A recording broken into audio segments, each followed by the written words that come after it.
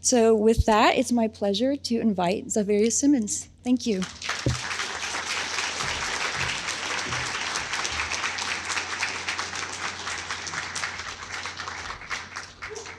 Oh, you guys are all mine for the next hour. This is so exciting. Who's that waving in the back? Okay, I don't know. This is so exciting. If I had not been an artist, I would have been a comedian. So you're in for a big treat. Lock the doors. I would say I have, I'm in my natural element. My partner's here in the back. He's like, oh, Lord. Thank you, Della, and thank you, everyone, for inviting me, especially Wilson, just because we've been back and forth on email for a while now. This is probably my second time talking in person since COVID started, so I might be rusty, but you're going to get a concentrated version of me, which I kind of came here to think in two ways. One way, and I'm timing myself, one way is to talk about my work and my practice, and another way is to think about community, institutions, museums, labor, and what that means. So I want to offer half of this talk to actually turning up the lights and having a conversation about institutions. And I do that, I'm working with a couple of foundations to think through museums with museums. So this is part of my practice. So you will actually be helping me think through some things. But I'll start right now. I'm from New York, by the way. And it's nice to be here. And I will say that my family on my mother's side were enslaved here. So my grandmother, when I grew up, I always understood the narratives around enslavement in South Carolina, and particularly this community. So, that's really why I'm here, is because I wanted to convene with kind of my cultural heritage, literally from this earth here. So thank you all for having me. How are you all doing? Yes. Yes, and I'm going to give a special shout out to my partner who drove me here from New York City, because I'm not really into flying, and I don't drive, so he drove me here. So thank you, Benjamin. Okay, so let me get my notes together. Ooh, I wish I was a comedian. It would be so much easier. Okay, so I think it's really important with me, especially in the context of 30 Americans, I think it's really important to, I've been trained alongside the best of them. I have a deep, love of art history. I have a deep love also of social, political histories. I've really taken the time. I've walked this country. I understand, I think in the next hour, I want to sort of breathe and develop a sense of trust together, because I'm going to take us into some tough territory. I will. And so I just think, just remember your breath. We'll all remember our breath, and we'll all get through it and walk away feeling like, okay, we just went through something. So just remember that because we're going to go through it. We are. I'm drama. So I love history as much as I love art history, as much as I love social political history, as much as I love thinking about economics, thinking about culture, language, everything. I mean, I'm voracious in that way. I am also, deeply tied to the American landscape. Like I said, my family were, part of my family were enslaved here. So of course, I'm constantly thinking about what that means, the ramifications of that.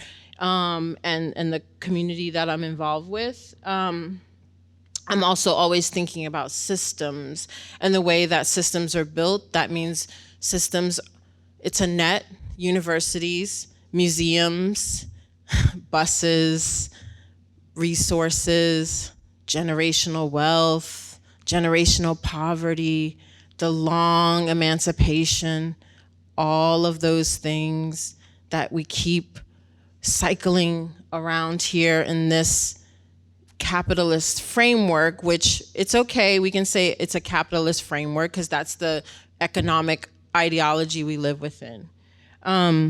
So I'm always thinking about those things. How's everybody's breath? Are we sinking in together? Okay, good. But I'm also really excited to go to Paris. We're actually getting ready to go to Paris. This is Giacometti's studio, which it's like a recreation of his studio, and I love going there. I kind of sneak there while my partner's in business meetings, and I go and I look, and I'm like, oh, he's such a gorgeous, gorgeous artist. I love thinking about Robert Colescott. How do you guys say the last name? Colescott. See, my art historians, my Robert Colescott's work, it's stunning. Actually, in a show opposite him at the Sarasota Art Museum in Sarasota. This is a Canadian artist, Hal Lewis, who's really one of my favorites right now, that I love looking at her work. This is, of course, the incomparable Lorna Simpson, who I've loved for decades. So I'm always thinking about artworks of all different kinds, and they always influence my work. This is a piece titled, this is one of my works. It's called A Country Built on Free Labor.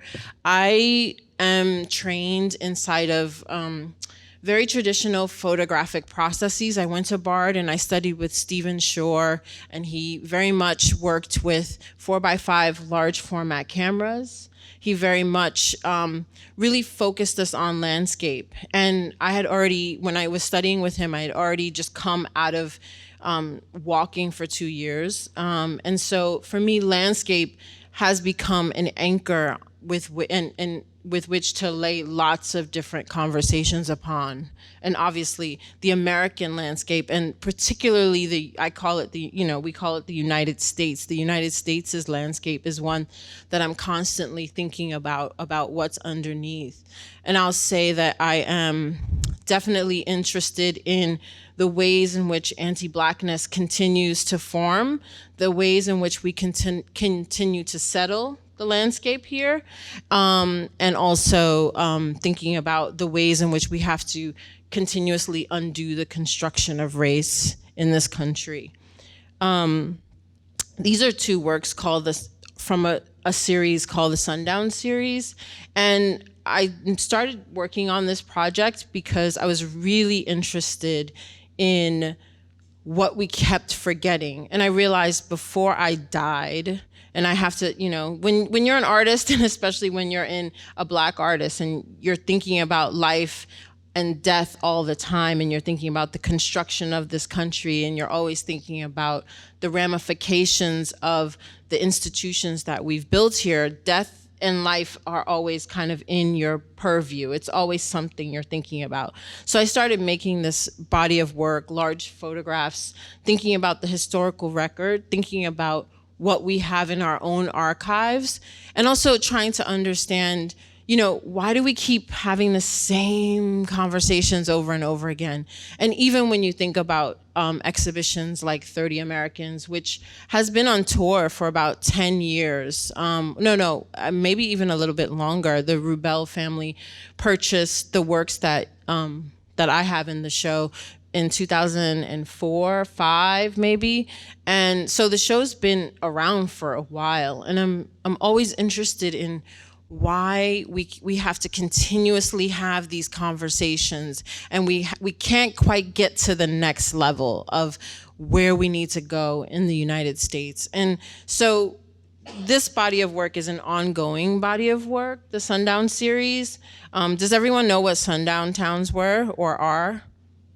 I'm gonna ask for, I need volunteers. You guys I'm gonna start picking on people. So I see a hand in the back.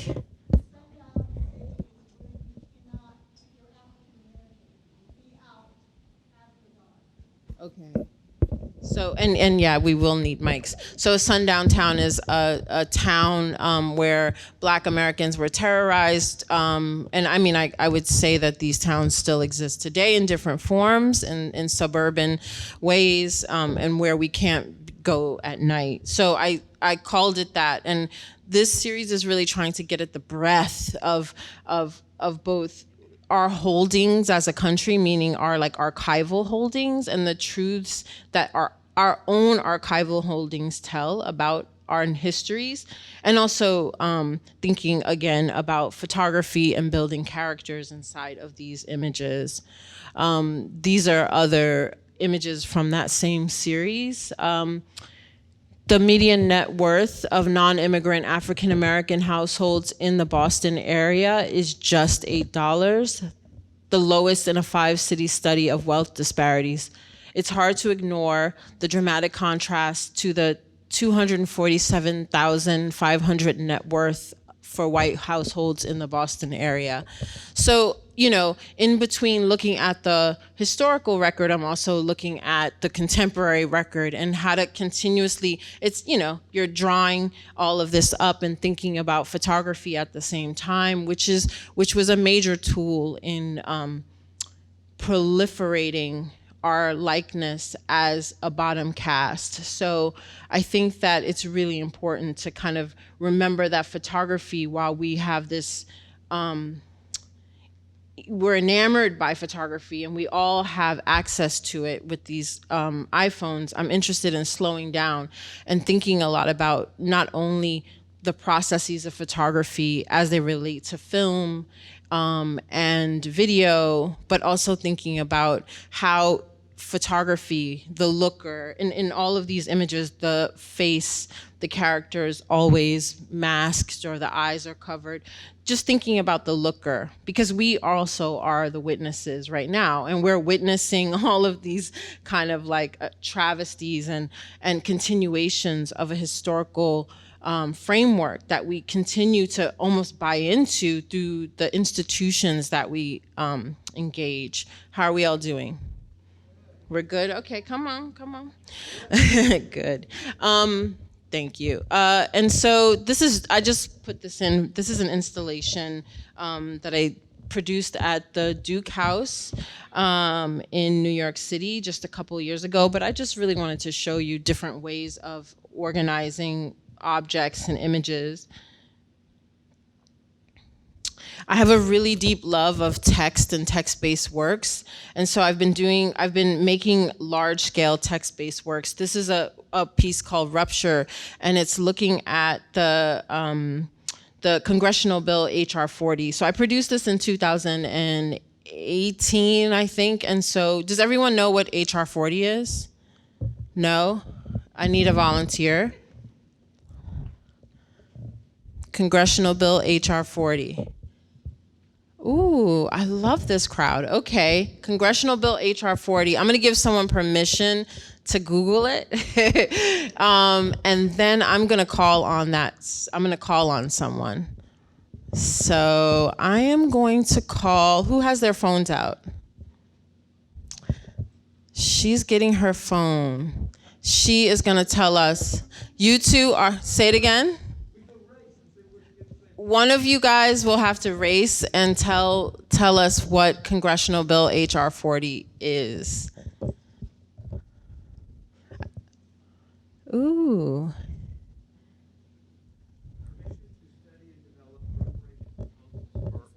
Oh, 116th Congress, 2019-2020, Commission to study and develop reparation proposals for African American communities. Thank you. Okay, so the commission so HR 40 is a bill that's been in Congress for about 30 years. It's a commission that was originated by John Conyers out of Michigan, and he put it inside of Congress every year for 30 years until then. He was dismissed, and now Sheila Jackson Lee, another congressperson, is kind of raising the mantle of reparations. And I've been really interested in reparations pretty much my whole life. I think I've always thought about what would it look like to end emancipation and the longness of it, which is where we're at right now, and think about what it would look like to have repairs for particularly descendants of slavery here, because obviously we have been systemically disenfranchised for centuries. So what does that look like? And luckily, you know, there's language to it. I think there's language that could change. But this text work is looking at that bill and thinking about what that bill looking at the language of that congressional bill and also thinking about what that would mean. For me, it means to rupture, because if the United States, because reparations to me is a federal project, yes, there are like personal reparations and repairs, but reparations is a federal project. So if the United States actually decided it was going to make reparations happen, which I think that it's on its way, that would be a complete rupture. It would totally change, and reparations in all the forms and for how many centuries, it would totally change the landscape of the United States. And I think it's something that we have to keep settling into and holding language to: repair, reparations, settling. What does it mean to settle a place? Because that's what we've inherited or done, or our ancestors have done. What does it mean to consider anti-Blackness as the foundational framework from which we operate in the United States? What does it mean to think about anti-indigeneity inside of the framework? And what does it mean to undo the construction of race? What does it mean to undo whiteness as a construct, as an object that people hold that has a position of power that has historically oppressed? And so I think that, we have to breathe into and continuously think about what these words mean and what this language mean. And I do that through text works, through photographs, through performances, installations. This is a work called That's It. What is it called? That's It. It's all of them.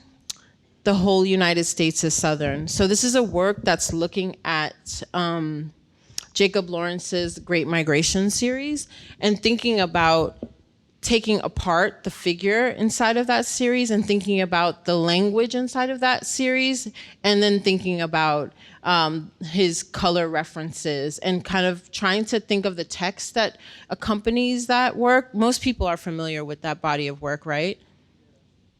Yes? No? Okay, how many yes, how many no's?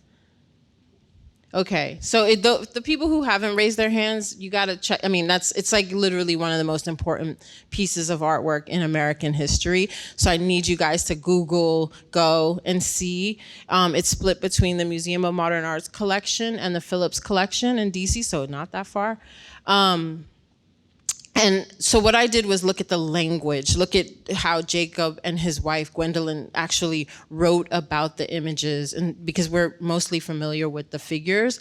And the language really talks about the migration from the South to the North and why that migration happened. And I'm interested in the why that migration happened, and also thinking about how migration, especially for Black Americans who descend from slavery, and there are other groups inside of this country where this is happening, but especially Black Americans who descend from the institution of chattel slavery, how we've continuously migrated.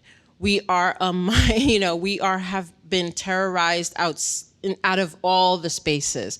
We don't, when you look statistically, which is something that I'm very much interested in, and when I was teaching at Harvard, I would take my students to the law school, the economics school, and we would try to think about artworks in relationship to the law, in relationship to science, in relationship to government.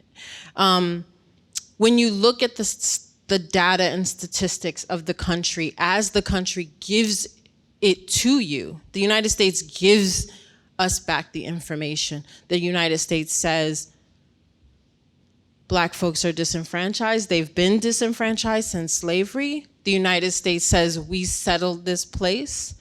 The United States says there were indigenous whole large populations that we have moved and not honored their treaties, our treaties with them. The United States, we say this stuff. So I'm just thinking of what we say and how to continuously bring that back to myself and then to audiences, and then how to put that inside of artworks and conversations. This is basically this piece, Rupture, turned into large-scale sculptural works. This was produced in 2020 at Socrates Sculpture Park, and it's a 3-part. One part is looking at 40 Acres and a Mule and thinking about the decree and thinking about, which was here. Wasn't it here? Does everyone know 40 Acres and a Mule? Everyone knows that. So does everyone know the decree? Anyone tell me the decree? No? Okay. I won't have anyone look up the decree, but basically, after the Civil War, Black Americans were granted, we know this, we were granted 40 acres and a mule. 40 acres and the mule was labor for the land. Those were in South Carolina and in the islands of Georgia. And obviously, after the Civil War, we were granted that, and then they were taken away, and so the decree was reneged, and so that kind of led to even more massive poverty, impoverishment, because we were freed and then left with no resources. So I kind of wanted to bring that Special Field Order 15 is what it's called, and I kind of wanted to bring that language into the contemporary landscape, and so the large black sculpture is that decree, and then the other decree is the white textwork decree is more about contemporary calls for reparations, and then the middle sculptural work is a pause. So I try to think through both the historical, but also texture and size and scale and all the things that any artist would love to kind of like think through at a time. And I'll just read part of it if I can see it. In the Field, Savannah, Georgia, January 1686. I can't read the rest. My eyesight's too small. But if you look up Special Order 15, that's kind of the text. And I'll just give a little bit of information about my relationship to text. As I said, I drive quite often. And when I'm driving through, I'm always thinking about street signage through any part of the country. And I'm always thinking about how we can make that become a poetic thing. And so I started to hand do and hand write these texts. And oftentimes they would be much more poetic. And this is work that was produced this year. So oftentimes they would be much more contained and poetic. And they would think about things like, these photographs work to unravel edges in them. They are women painting women. There is an extreme lushness to this and a blurring of perception towards a stillness of the intimate. We drift to wonder about the ratio of land to sky in this set of images, where the feeling of weeping meets the black outline of a river. To describe what is insatiable, we use words exact to this moment. Those words are need, lush, and blue. To work with language line and color is to draw you into images. So I try to go between a kind of poetic, and I really think that has to do with, I'm pretty politically consistent and all the time. So I have to give myself breath, right? Like I have to give myself pause, which is actually what this middle sculpture is. It's a pause between two very, complicated conversations. One is the ramifications of not receiving repairs after enslavement. And then the other is how we speak about repairs today.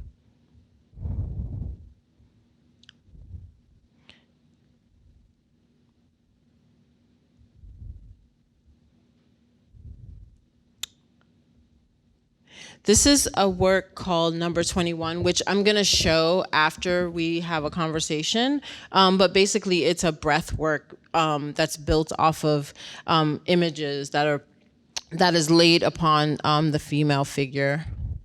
And then this is, I think, one of the last works I'm going to show before we pivot. This is from 2020. So this is my last work. So I want to explain just a little bit about my process in that photographs inspire installations inspire texts, which then usually turn into performances and then goes back into sound and photographs. So I try to let all of the mediums that I work with kind of inspire each other. I use the languages of those mediums to inspire each other. So I work all the time. I think I need a vacation, but I work all the time, and I kind of always try to let these languages pivot each other and help each other move the next material kind of investigation. So this was just 8-10 months ago. I commissioned a set of ceramicists to make this kind of large sculptural house.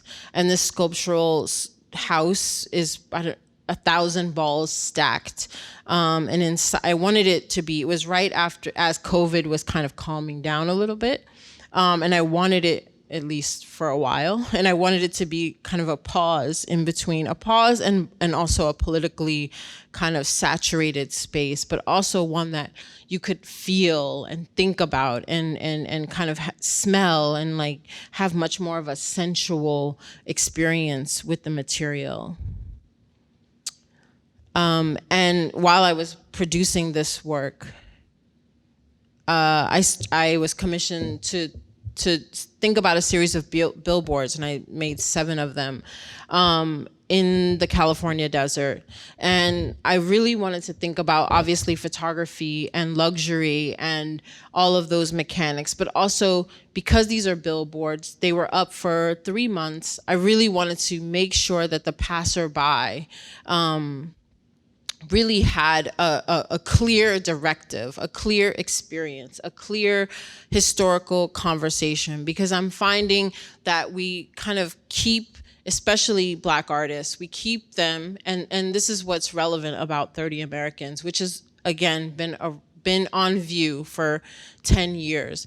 We do keep our Black thinkers, we do keep our Black artists, we do keep our Black historians in a perpetual loop of talking about the same things over and over again. And I know that through really a clear understanding of the historical narrative, a clear understanding of the financial ramifications, and also a consistent kind of calming down and breathing, and like really a clarity and a desire to want to shift the material conditions of us all, I believe we will get out of this repetitive conversation. And it's difficult. It's one, we are tired, we would like to talk about some other stuff, but until we make repairs, I don't see how we can move through. So these billboards were along the California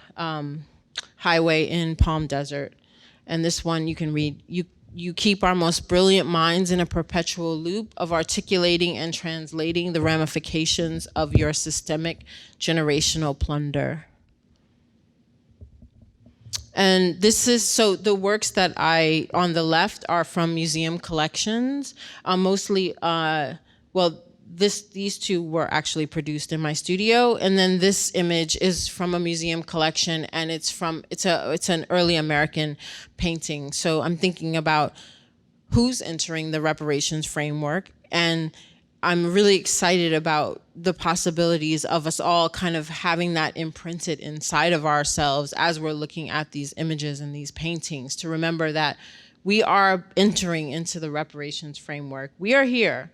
I know it might feel like, I don't know, I'm not sure, I haven't received my check yet, whatever the story is, but we're entering into that reparations framework. We're entering into kind of a new understanding of where we have been and where we need to go. And these are some words that I hold really dear to myself, and they're words that I think about a lot, and I think that they'll help pivot to some of the conversations I wanted to have with you. So I'm going to read them. Undo, unravel, admit, amend, abolish, redress, organize, repair, return, restore, mobilize, unionize, reconcile, recenter, universalize. I'm going to leave those there. And then can we turn up the lights? How are you guys all doing? You're good so far? Oh, cool. I can see everybody.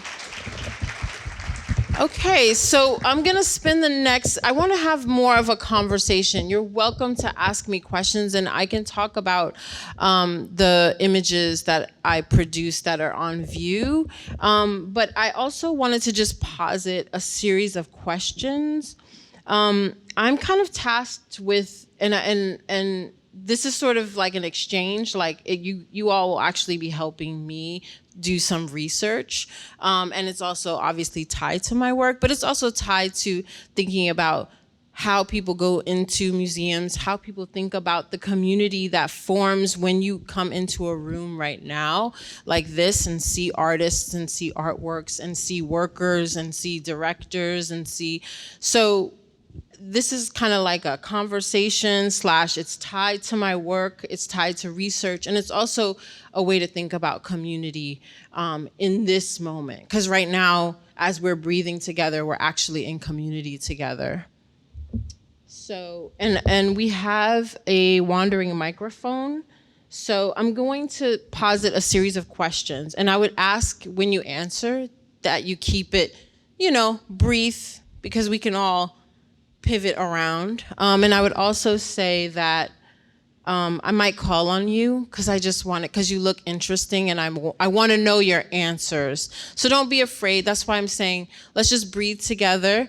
I know it's not the usual artist talk, because I'm interested in us being alive right now. And this is actually part of the creative process. So I see you. So I'm going to pivot. So I'm going to ask 3 questions. Feel free to answer one of these questions. What is a museum? What is a board or trustees? What does it mean to hold a museum and its board of directors and trustees accountable to the community? Whose land is this museum situated on, and what monies were collected to produce this institution? Are the wages fair for all the workers? Are the wages transparent? What is generational wealth and generational poverty as it relates to this particular community and this institution? And how do we think through together to justify all the things that we're living through in this particular building at this moment? So any one of those questions is up for grabs. If you don't raise your hand, I'm gonna call on you. So, who is first? This young lady, or is it lady? Lady, okay. Thank you. Me neither. Hello. How are you? Should I stand up or? Yeah, stand up. Right. Let's talk. All right. Hi. So I'm AC House. I'm a professor at USC in art history. And first of all, thank you for your work. And thank you for your words tonight. And I 100% agree that I feel like there's a real holding pattern where acknowledgement, just mere acknowledgement without change or reparation becomes harm, right? It actively becomes harm. And so just thank you for that. And in terms of your question, like, I think of it in a number of different ways. So I'm a curator and an art historian, and like, not to make it all about me, hashtag white lady, white lady tears, whatever. But we can't hear you as well. You might need my microphone. Should I take my which is mask very off? loud. Yeah, that's good. If you hold Okay, it close, sorry, you can hear better. I'm double vaccinated and I have a negative test as of yesterday evening. So Thank you. And hello, there are a lot of people I know here. I'm seeing my friend Minuet. So hi. So So a museum is a repository. Like, I think of the British Museum, right? I teach an art history survey class, and they're like, wow, there are an awful lot of things in the British Museum, aren't they? And I say, yeah, why don't we think through that a little bit? There's absolute irreparable harm that is baked into most museum collections. I also come at it from the perspective of a curator, where the word, the Latin, is to care. And so curators, are coming from outside of that, the sort of acquisition. And I mean, not to say that they're not complicit in many, many ways, but like, I think about, if you've ever seen the documentary, The Rape of Europa, like, where these curators were starving and dying in St. Petersburg in the museum just in order to maintain the collections, and saying that there is something here worth saving, that will go much beyond our lifetimes. And so, I feel like curating, I get emails about curated shoes and pants, and I feel like the word has become very, very devalued. So, I'm not, I'm of two minds of it, but mostly I just want to say thank you very much. Thank you. And I'm trying really hard to to breathe, to do the belly breath rather than just the upper chest breath. Yeah. So thanks. So I want to just hold that you said a museum is a repository. Yeah. And thank you. And I want to hear, and thank you, anyone else's definition of a museum. What is a museum? Any other?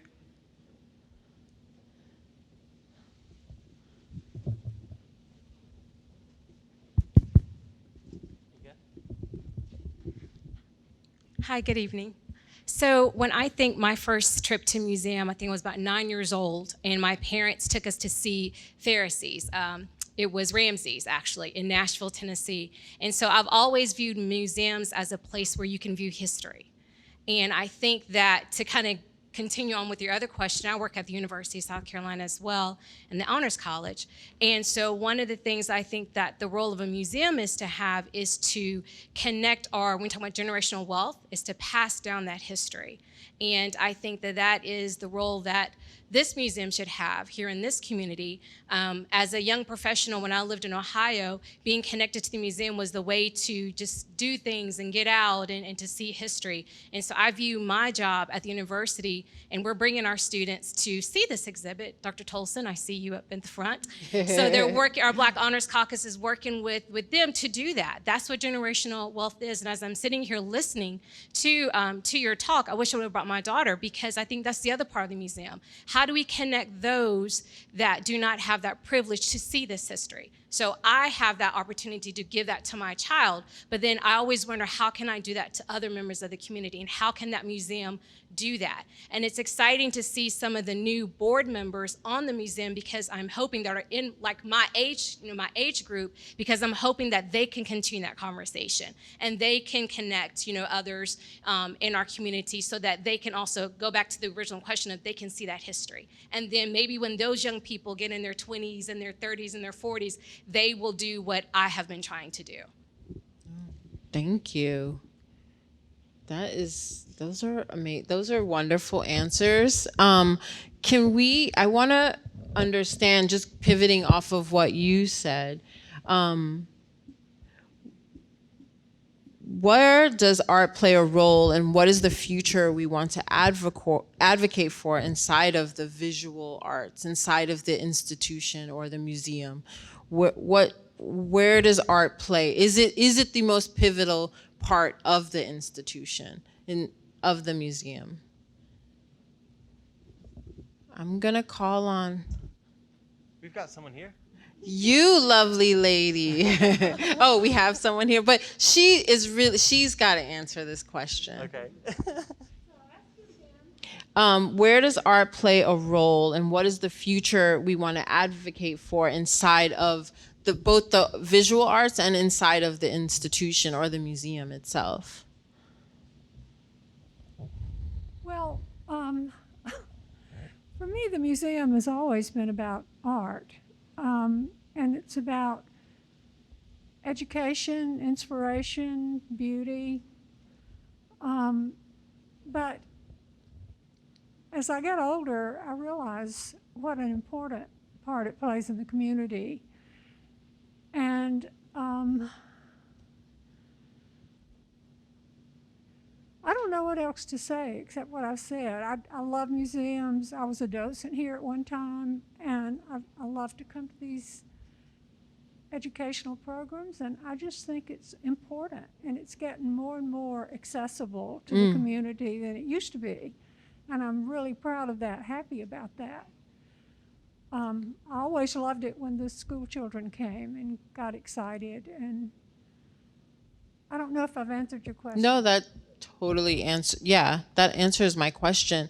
I guess I have one follow-up question for anyone in the room, which would be what is the role of generational wealth and generational poverty play inside of the institution?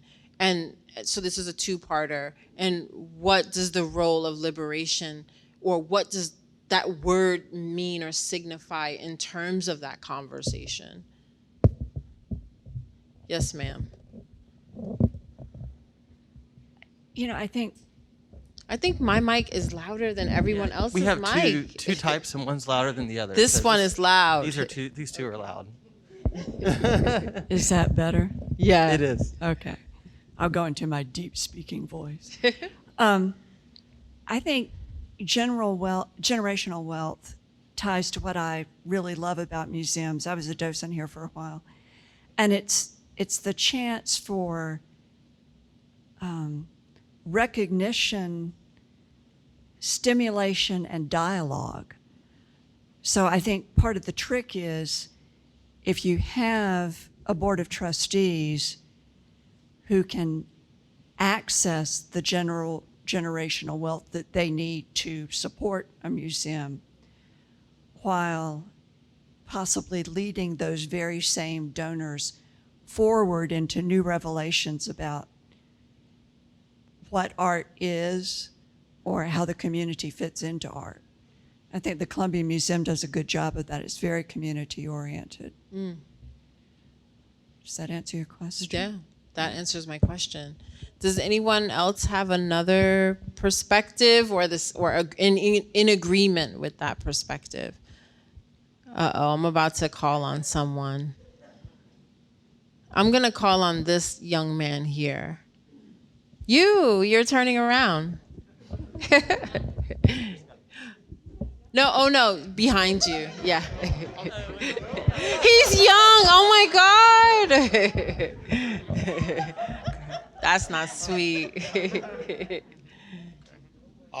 Okay, so repeat your question. Oh, my question, I had two questions. One is, can you, and I think this is a question that I just want to hang on to, and maybe I can get like 5, 6 answers. So I'm going to take it away from, well, it always is tied to the museum and the institution, but and generational wealth and generational poverty. So I'm looking for definitions of the word liberation.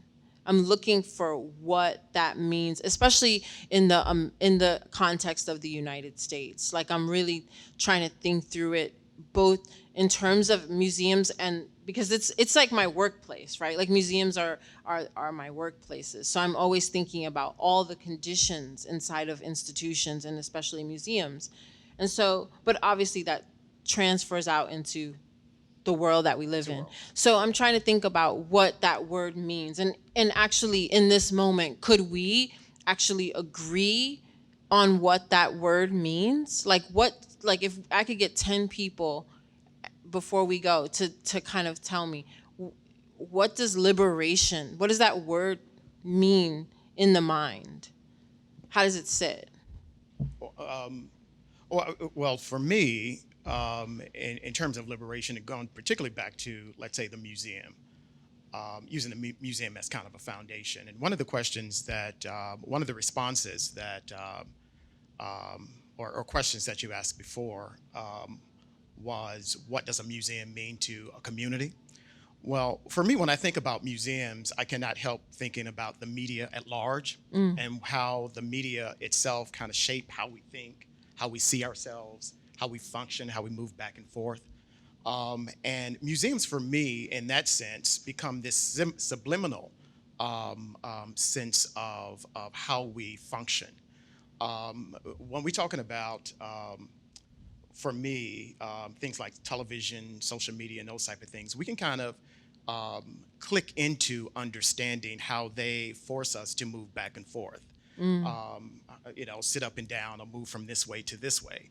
But the visual arts, in particular visual arts as it relates to communities, whether it's in museums, in institutions across the board, really have a subliminal attachment to us in ways that we don't really fully understand.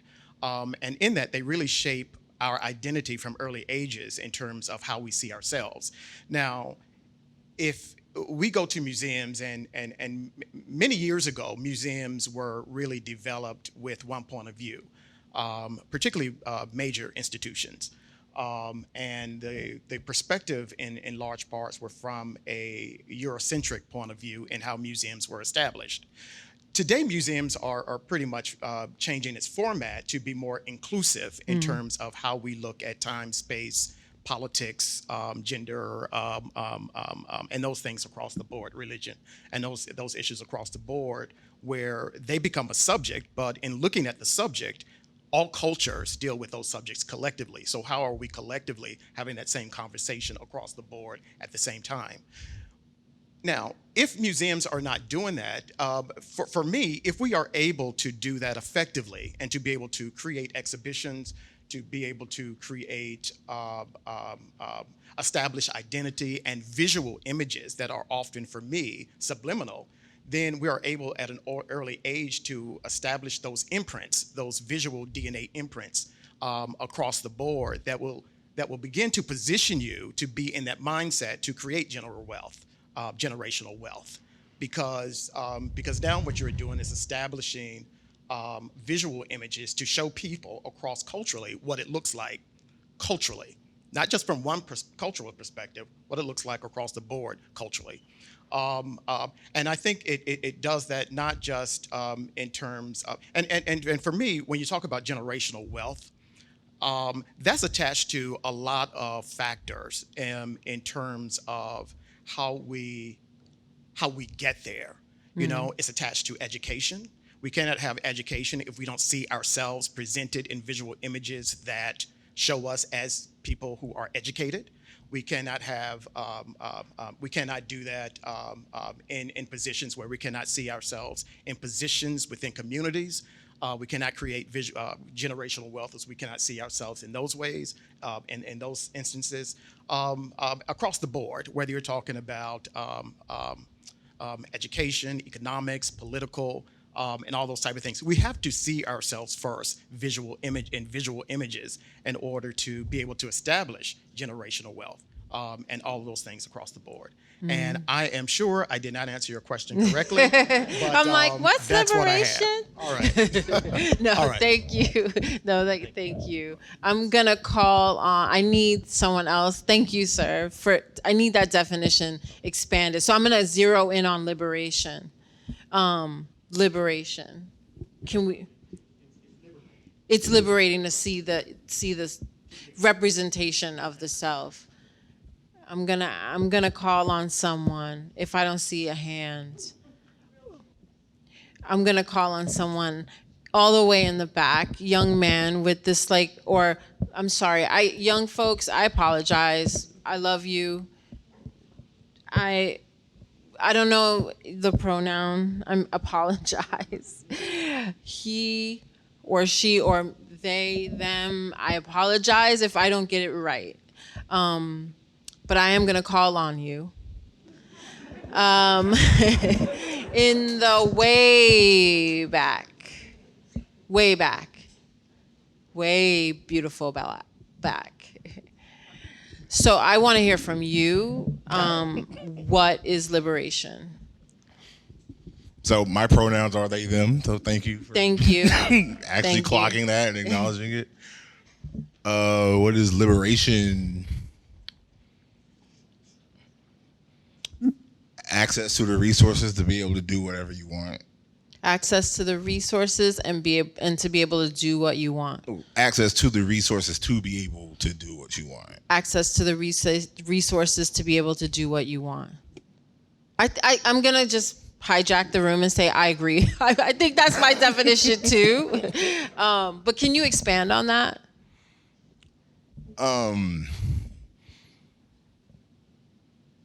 So much of, especially like being an oppressed person in this society, is like existing is basically having to like get permission to be a place or to do a thing or like to go somewhere or like to exist or even have like the bare minimum like necessities that one needs to live. So like gaining access to that is by having access to the resources or the means to be able to literally do that. So like for me to be in places that otherwise would keep people like me out of it,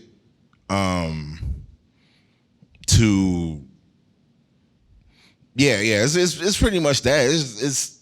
It's short. It's really having money. like we live in a capitalistic society, so like liberation is having money. Like I can go where I want to go when I want to go because I have the means to do it. I don't have to wait on a bus or like public transportation because I have the resources. I have my own vehicle, or I can go on vacations and like do what I want to, you know what I'm saying? Because I have access to parts of the world because I have the money to do so. Like I can wear what I want to wear because I'm not concerned with respectability because the people who are looking at me aren't, cutting a check to me. You know what I'm saying? Or don't have the ability to oppress me with that. I can eat what I want to eat because like that looks good and I'm gonna buy it. You know what I'm saying? So I guess in this society in a way it's literally having access to resources. Or also like in a more radical sense, it's just not caring and doing it anyways. I think that's a much more, scary form of liberation that people have to confront, because it's like for a lot of people, either one way or another, I'm gonna do what I want, and either you're gonna be cool with it and let me do it, or I'm gonna do it anyways, and you know what I'm saying? It's gonna be a scene. That's pretty helpful. I kind of want to, and I don't want to hold you. How long do we have? Like 5 minutes, 10? How are people feeling? Or should we keep talking? Can we talk? Remember Joan Rivers? Can we talk? Benjamin's over there like looking. I don't know what Benjamin's thinking. God, I wish I was a comedian. Thank you. Thank you. I'm gonna ask a couple more people to talk about liberation. And I would actually like a brave soul here. And this is all tied to my work, and I'm gonna say the reasons. I'll repeat why it's tied to my work, because ultimately, being an artist is a liberatory practice. And obviously being a Black artist who descends from slavery in the United States, to be able to do this thing and do it all the time, obviously it's such a labor to get here, to talk to you. And then it's also a labor to try to think about changing conditions. And so when I look at the work that I produced in 2007, that was how long ago? Like 15 years almost. Like I'm a totally different person. Like I was always aware of the circumstances of the United States and how it was built. And I was always aware but I didn't understand to the degree, I didn't fully understand that we settled a place. Like I'm a descendant of slavery, so I'm not gonna say I didn't really do it, but we settled a place. We took people's land, the whole thing. And then we took all their resources, the whole thing. And then we mined people for 300 years, the whole time. Then we continue to oppress, not we, you know what I mean? I didn't do that. But my ancestors are obviously intermingled because Black Americans were a construction of rape, primarily. That's how we were built. So, forced, obviously. So, I'm clearer now on like the landscape that I live in. I walk every day understanding that the land that's here was taken forcibly, that the ancestors, my grandparents, my parents, my father was a sharecropper, right? And I also have to, as an artist, constantly try to liberate myself. Whereas some folks are just liberated to a degree where they can pivot quicker. I had to and I'm still trying to constantly open up channels of myself. And so even this engagement tonight, I could have just done like a straightforward artist talk, which is maybe what you came here for, right? Like a straightforward, but I'm really much more interested in opening other channels. Like I'm interested in Della coming again when after I leave, and hopefully it'll have some kind of impact. Like Della now, this community knows that, and I'm sure you guys have had these conversations before, but not while I've been here. So Della now knows, like, the streets are watching, Della. Like, we want to have conversations about liberation. Of course we do. We're in South Carolina. We need to talk about generational wealth. We need to talk about the enslavement of people, the forced taking of land. That's all inside of this work.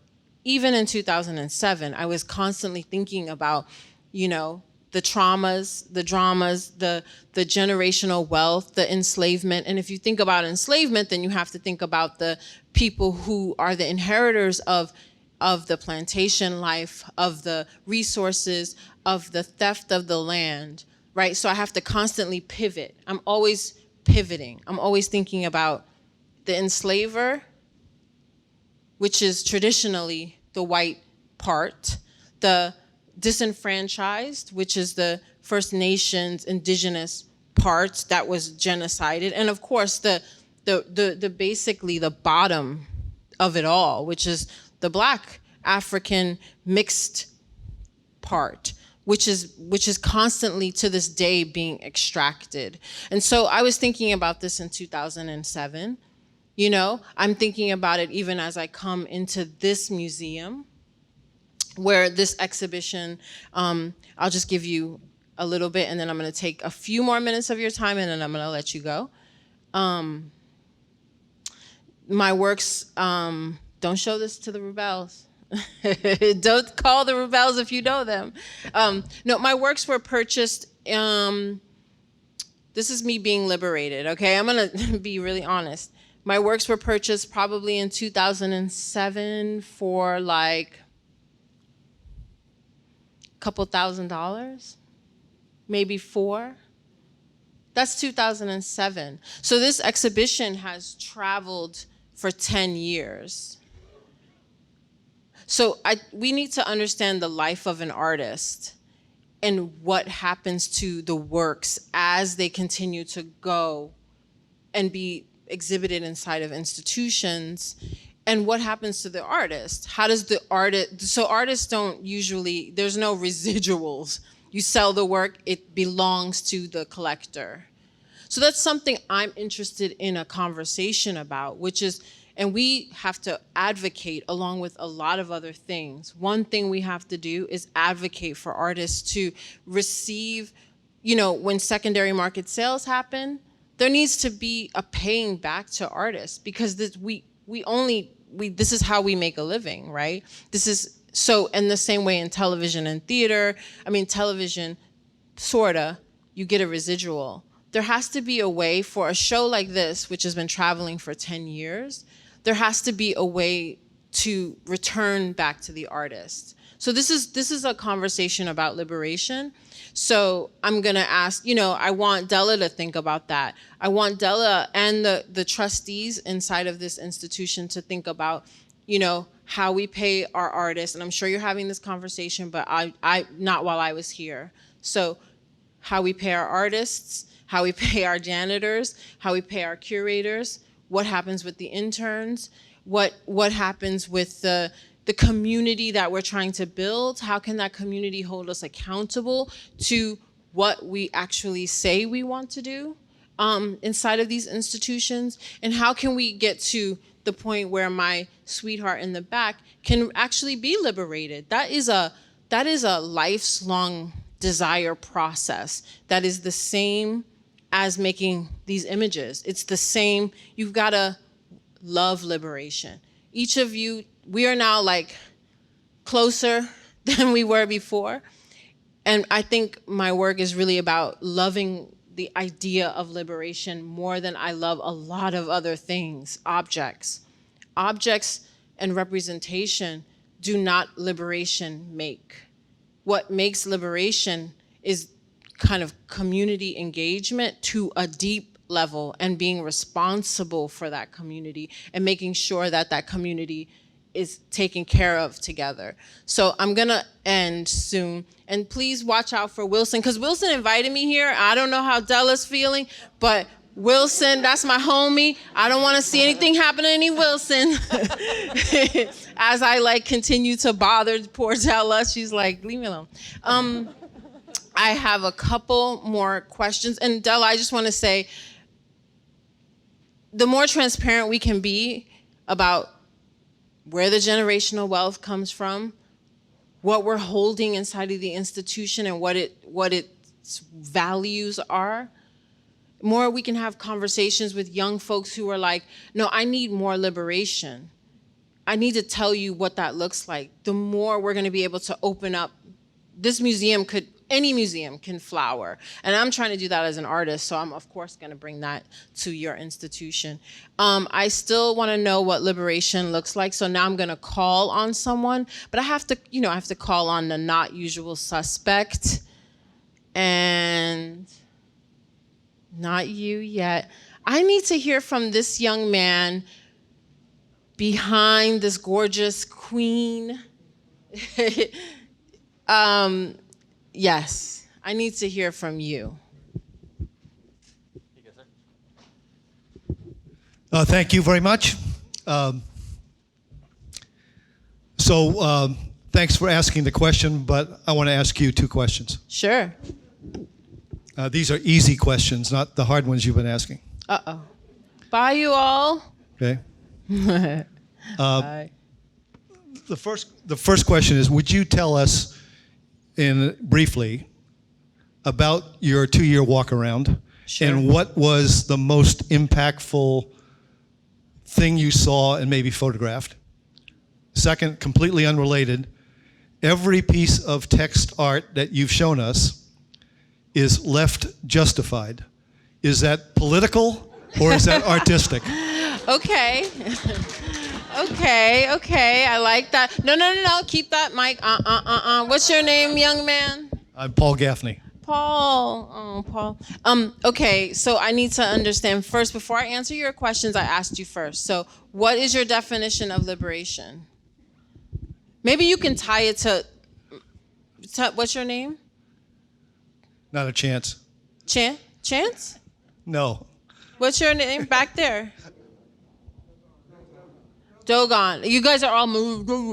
Y'all don't know his name. Their name? Dogon? Dogan. Okay, so can you tie it to what Dogan said? I don't think I have a chance of tying it to him. You can. Let's do it. Let's try it. Liberation, for me, I've certainly a different background, is an ability is to find myself in a place where my supervisor, whether that's the one sitting next to me here, or the one at work, or one I work with some other way, a minister or a military leader or something, respects me enough that I can say and do, or I can express myself and perhaps make a point that would drive my actions. I don't want to have complete freedom to do whatever I want. There are laws that we have to live within. But for me, that would be liberation and some self-satisfaction. Okay. All right. Someone please tie those two together because I want to hear those two links. But thank you, Paul. I'm going to answer that question. What was the first question? Tell us briefly about your walk around and what was the most important part for you, and left justified text. Okay, left justified text. I don't know. It's like habit. It's a habit. It's the way I write. I've always written that way, and I've always made those works that way. I walked for 2 years with Buddhist monks. I grew up Buddhist. My mom was one of those ones with the Buddhism and the crystals and all the things that they did. So I wasn't surprised when I got the invitation to walk with these monks. I understood, because I understood the culture, and I understood that this order of Japanese monks, they were a walking order. They were a walking chanting order. There's other Japanese monks who do other assorted meditations. And I would say, I walked from Massachusetts down the eastern seaboard, took a schooner from Key West to Cuba, and went through Haiti, Jamaica, all the parts of the Caribbean, and then we walked from the western seaboard till Nigeria, and then flew to South Africa, and then I hitchhiked to Ethiopia with this group. I would say one thing I learned, what I realized is I'm very American. I used to be a lot more, and no offense to anyone who is this way, I was much more like Afrocentrically focused in a very specific way, and I wasn't as focused on my connection to slavery and the United States. I kind of was more diasporic, but then traveling that much and seeing this history and talking deeper with my family and stuff like that, I realized like I'm a very American person, you know, in all of its foibles, all of its ways. I'm deeply American, and I'm tied to all, you know, different parts of the continent, but I'm very American. And so when I got to the continent of Africa, I started walking through the Gambia, and I just didn't take a lot of photographs. I just wanted to commune with the people. Because like if I go to France, I'm not running around taking photographs. I'm actually communing with folks. And I felt that same way in different parts of the continent of Africa. I just wanted to commune with folks.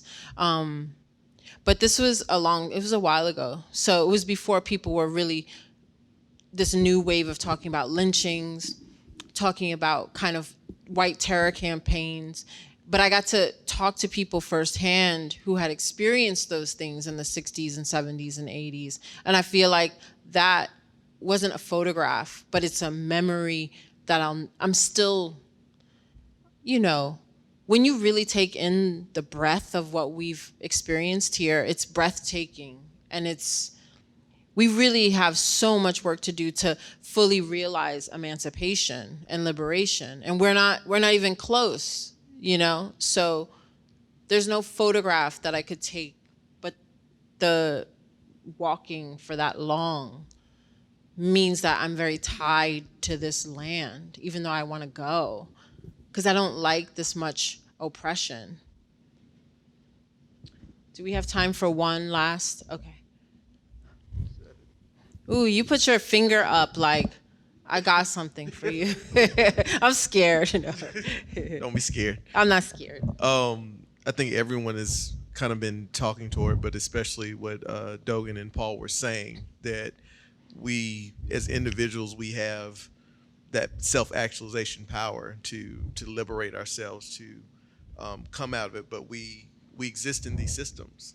So whether it is the individuals, it's the groups, it's the system itself, there has to be a point where they go beyond just acknowledging that I am oppressing, or the system is oppressing a group of people, but they actually have to stop doing those actions that are oppressing them. That I don't think it can be a complete liberation without the actions of the people who are doing the oppressing. Yeah.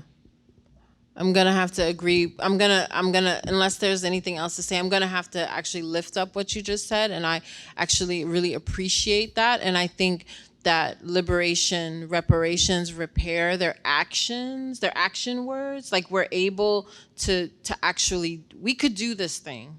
And I feel like this community right here, looking at that show, looking at this museum, staying in conversation with Della, right? Like staying in conversation with Wilson, staying in conversation with Catherine, and holding them to more account.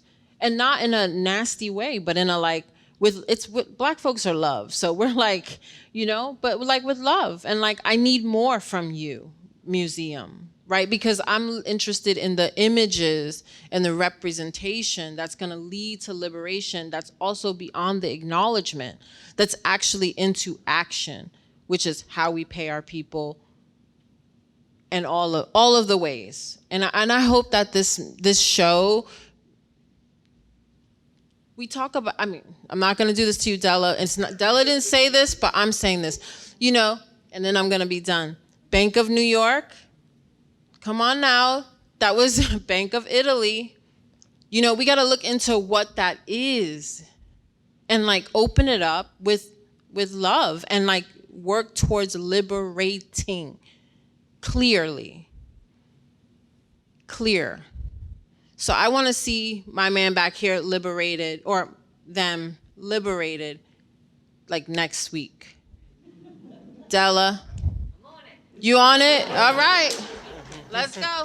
Well, thank you guys for having this conversation.